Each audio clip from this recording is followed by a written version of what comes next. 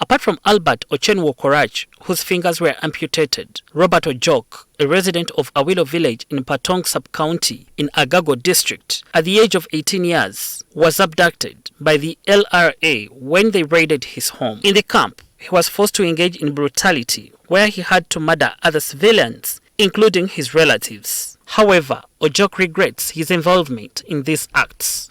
The sinful acts that I participated in while with the rebels keep haunting me.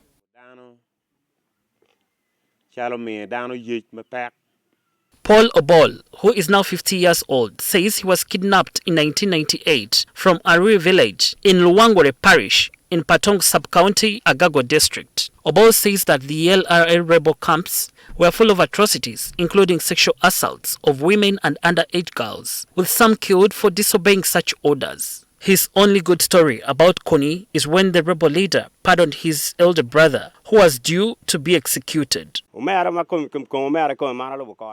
Kony's order not to shoot my elder brother saved him that day. I was supposed to kill him. Who was due execution.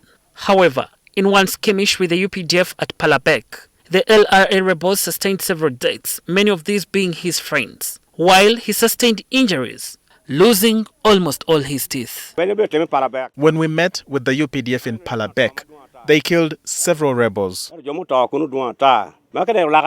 While saving my life, I lost my teeth and my knee ached for a long time. Obol was rescued, and it took an old lady almost 1 year to nurse him back to health before he was introduced to the sub-county chairperson. The experience left him traumatized, so he resolved taking excess alcohol, which almost ended his life. He later developed gender-based violence tendencies. I started drinking constantly to forget about the war.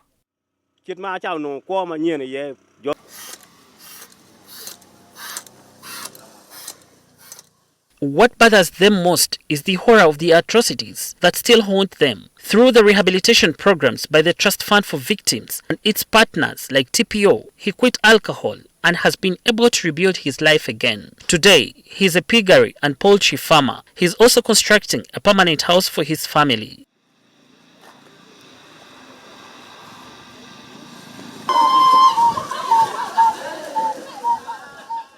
Now, through drama, singing and sharing ideas, the LRA victims have been able to solve their problems. Experts say they use cognitive behavior therapy, where people with similar problems meet and create solutions, something that has helped in mental health recovery. Where you realize that the people identified at community level were grouped into groups of 15, and they are taken through a 10-session therapy. And this was intended to provide counseling to the individuals in order to help them be able to cope with their situation, but also appreciate themselves and not to live into isolation, and to also be able to recognize that there are quite a number of them that went through similar situations. We nonetheless recognize that there are many, many more, thousands of more victims who need relief. And so that, I think, is the big gap and the challenge going forward. What now is left is the reparations for Dominic Ongwen victims. Becca Senyonga Mlinde, NTV.